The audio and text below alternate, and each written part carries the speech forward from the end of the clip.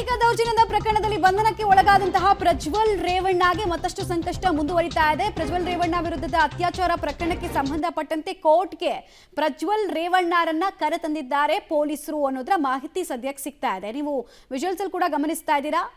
ಲೈಂಗಿಕ ದೌರ್ಜನ್ಯ ಪ್ರಕರಣದ ಅಡಿಯಲ್ಲಿ ಚಾರ್ಜ್ ಶೀಟ್ ಸಲ್ಲಿಕೆ ಆಗಿತ್ತು SIT ಕಡೆಯಿಂದ.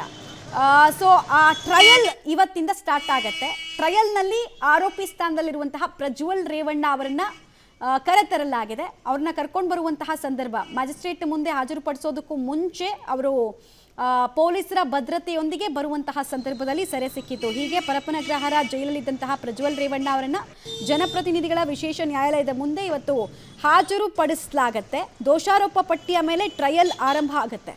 ಜಾಮೀನು ಇಲ್ಲಿ ತನಕ ಅವ್ರಿಗೆ ಸಿಕ್ಕಿಲ್ಲ, ಸುಪ್ರೀಂ ಮೊರೆ ಹೋಗಿದ್ರು ಕೂಡ ಸಿಕ್ಕಿಲ್ಲ. ಇದರ ಬೆನ್ನಲ್ಲೇ ಟ್ರಯಲ್ ಸ್ಟಾರ್ಟ್ ಆಗ್ತಾ ಇರೋದ್ರಿಂದ ಅವರ ಭವಿಷ್ಯ ಏನು ಅನ್ನೋದು ಕೂಡ ಗೊತ್ತಾಗತ್ತೆ.